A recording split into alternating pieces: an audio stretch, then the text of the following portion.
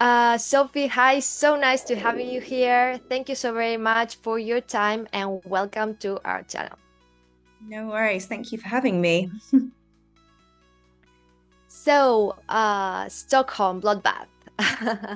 It's a very Good title. intense story. It has action, revenge, humor. How can you describe the film? As indescribable. I think it's very Right. hard to kind of put it in any box, which is what I loved when I read it. Reading through, I was like, this happens and that happens, and it's based on a real event. And yeah, it kind of blew my mind. And it felt like whoever was making this film was incredibly ambitious and must be very passionate to tell the story, which our director, Mikael, is.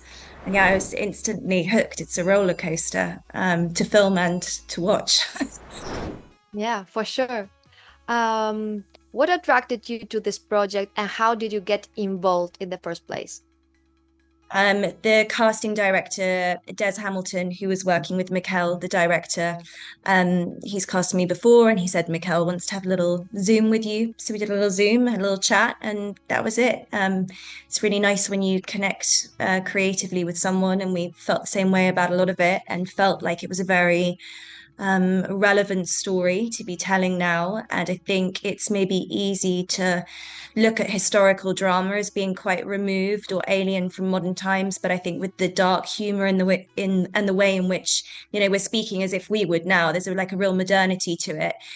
You realize that yes, they're in the past, but they're all things that we as humans are dealing with now, loss, love, revenge, pain, it's about that human connection.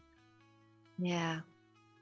And also Um, the twist of the female perspective as well. It's a very easy to think the film's just about blood and fighting and the men in charge, but we're actually kind of also poking fun at the men and their fragile egos, and it's actually the women that are driving the story and making change happen, and that's obviously appealing. I love that you're saying that because I don't think many people understood that because I was reading like reviews and I don't think people understood that you were mocking that. That it was like Mm, mm. a joke in a way, you know what I mean? Yeah, well, it's up to the audience what they take home from it, but I mean, Christina even says it at one point. She's like, oh, the men are being, meh. I can't remember the line now, but yeah, if you keep your ears and eyes open, you hear it. Yeah, totally. So Anne's journey has a lot to do with revenge and a search for justice, which leads her into intense and dangerous situations. What was it like preparing for such a high stakes role? Yeah, it is high stakes, and you have to really, that's why you have to really find and carve out those moments of humor. And it was interesting knowing, because it's such a kaleidoscope of characters working out when to really hit those moments. For example, Wilf, who plays Johan, all of my scenes with him, we were dying with laughter the whole time. We have beautiful chemistry and we were really improvising. And I guess it's kind of whether you're doing something that's incredibly serious or whether it's more comic, it's about playing the truth of the moment. And then that gets revealed. Like life is absurd and very strange. And often in those darkest moments of life, they've definitely been weirdly kind of funny as well, or you're kind of in that awkwardness or that pain to distract yourself for something humorous comes. But yeah, they are high stakes. But luckily there's a lot of shades within that. And I guess when you're in a scene, you're playing one moment and what's in front of you rather than the whole arc that is to come. Right. So the film is set during the Stockholm Bloodbath of 1520, a pivotal moment in history, especially in Sweden and Denmark. How much did you know about this event before starting the project? And did you know, or did you do any specific research maybe to better understand this period? Yeah, I mean, I personally love doing things that are set in a real place, real time. It's very useful to have that as a cornerstone of your research. I didn't know anything about it. As Brits don't get taught any Scandinavian history. I knew more European history from that time. But yeah, it's quite a remarkable moment in their history. And yeah, I felt quite embarrassed that I didn't know about it. But yeah, it's fascinating. But I guess your job as an actor is to kind of do all of the research. And then luckily with a character like Anne, I'm allowed to kind of fill in all of the gaps. And as is true with a lot of kind of female history, there isn't as much written as there is about the men. So, you're allowed to interpret it kind of how you want.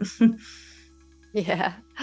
So the film explores themes of power, loyalty, vengeance. What do you think these themes say about the human condition, and how do you see them resonating with modern audiences? Yeah, well, I think we're sadly living in quite a strange, dark time at the moment. There's so much going on. The story is about, I guess, tenacity and perseverance and not giving up and courage. I think there are moments in the film where you just think, God, I'd just give up in that moment. But they're really digging deep, and yeah, some of the horror, personal and political. I mean, it's dreadful what happens in the film. So I think for me, watching it now, it's about finding. They're all going on quests to kind of find themselves. I think particularly with Anne and Freya and Emily Beecham, who plays the Queen, they're kind of stepping into their roles and working out who they are, and as women, not being afraid to actually take up the space and use their voice. So I found that very empowering. I think that's something to take away from the film, and yeah, that just not giving up. I think it's about the capacity for hope. Yeah. So you already told me a little bit about the power of these female characters at its core, but how do you feel about how the film portrays women in a historical context? I think, Emily takes the reins on that one because she is the only, female real character, and she does it with a lot of pathos and humor, and she's so kind of regal and calm. But I think it's great shining a light on those women that aren't written about as well. The women like Anne and Freya, my mum, who you see at the beginning, women who are turning the cogs on family life and political life, and they're not in the spotlight, but they are doing the hard work that doesn't get the same, pat on the back that the men get. So I think it's important to recognize that just because they're not written about doesn't mean it wasn't happening. Right. Yeah. I just feel so much what you're saying. It was also filled with these intense actions, sequences. How did you prepare for those physically demanding scenes? And did you have to learn to fight, maybe with the sword, with the bow, to ride a horse specifically? Tell me about it. Luckily, I've always ridden, so I didn't have to. I think there's a slight kind of inside joke as an actor that you can just say that you can actually do anything, and then you end up galloping a horse in a battlefield or something. Luckily, I had the horse thing under control. And I've done lots of fighting in films before, so know that I really enjoy it. But Alba and I, who plays Freya, we had a lot of training together. The bow and arrow is always tricky. I've used one before and it's really hard. But yeah, we had a lot of fun, and also really enjoyable working out not just the choreography, but how they fight. They're young women, and my character in particular, who's never had to do that. So there was a moment where the fighting was kind of going to be even more Matrix-esque. And I was like, no, they're like, she needs to be scrappy, and it needs to feel real and kind of dirty and messy. And then you see her kind of step into herself physically. So it was fun. I think with anything, it's like finding out how it progresses the story, and the way in which she fights informs the audience of kind of her journey as well. Yeah, totally. And what was the most challenging part for you? We were talking earlier, and I think, because it is such a kaleidoscope of different things, it was finding the balance of the tone, and we were all written quite differently.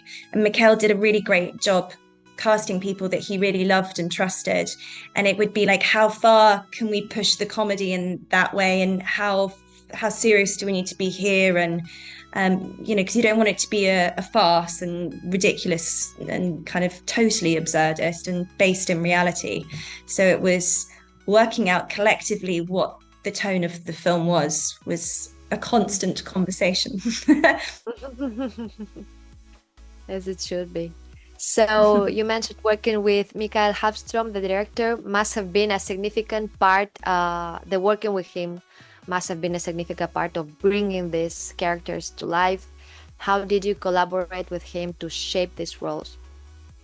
Love that man, because you realize that some people can be incredibly precious about stuff, and I totally respect that. And if you have a very, very clear vision and the script is like, the Bible, you can't move a single word, but this is not Mikael's way. It's a very organic process, and he lets you play, and he's super calm on set. And in the battlefield, when there are cannons going off and horses galloping over mountains, he's so chilled. And he works with the same DOP all the time, so they have a real shorthand. He's just very encouraging as well. I think a lot of actors can be very overcritical, and you can slightly get in your head, but he's very much like, no, just go and be free. No, he's just a very relaxed director. He lets you really play. He's very calm and very encouraging. And there are a lot of directors who, if they were shooting a battle scene, would have the megaphone, they'd be shouting, it would all get quite aggressive. And he's just not like that at all. You would never know he's stressed, because those epic scenes are really hard to shoot. And he works with the same DOP all the time, so they have a really nice shorthand. So it feels like you're working in like a little family context. It's very, it frees you up. So nice to hear that. So you've got lots of chemistry with Emily playing cousins, and also with Freya, Alba's August character. How was your bonding on set, and can you share any funny moments? Oh, I don't know. We've had laughing fits, all of us. I felt really lucky to be in such like a cool group of girls, and I've always admired Emily from afar, so I was delighted to get to work with her. And Alba and I just had a really interesting journey, because we had to work out all of her signing and what Freya and Anne's relationship really was, and we decided that in place, and rather than her lack of speech kind of taking away something, it would add another physical layer. So you see that there's a lot of touching, and it's very gentle and soft. And God, any funny moments? No, it was just, classic things of like chasing the light, and, Alba and I like manically running up a hill at the end of the day to do one shot. I mean, just like the general chaos of filming. A lot of rather hilarious horse riding moments, but and the scenes with Emily around the dinner table with all of the boys doing ludicrous things. I can't think of anything specific, but my sides ached, not just from the corset, but from laughing. Yeah, it was fun in general. I can only imagine. Yeah. So you have a variety of roles across different genres. How does Anne compare to some of other characters you've played? What did you learn from this particular role? For me, I was really drawn to the dark humor as well. I've never really played with that before, and it's something that I really enjoy watching, and I really enjoy doing. And I think frequently I do get cast in quite kind of determined, headstrong, potentially serious characters. And for me, having someone who's got a real kind of irreverent side as well, and someone who's not afraid to kind of bat it back and be really darkly humorous, that's much closer to me. So that was really nice to explore on scene, and also improvising. You don't really get to do it that much nowadays, because it's so pressurized and there's such little time. But I think definitely going forward, taking a sense of play with me, because it's very easy to want to turn up to set and do a good job, but that's not necessarily being alive in the moment. And definitely the experience of being around great actors like Claes and Emily, and every day was an exploration rather than a set, this is what we're gonna achieve. What was it like to work with Claes, now that you mention him? We were talking about him earlier, and he plays it so well because he's physically so intimidating, yet he's wearing kind of flouncy chiffon shirts. And I think when you look at him, you're not quite sure what to do with him. And it's that unpredictability as a character, but also as an actor, that makes him really exciting. It can kind of go anyway. Also, Yeah, great hair in this role. He's a very good looking man. What can I say? Yeah. So, what do you hope audiences to take away from watching Stockholm Bloodbath?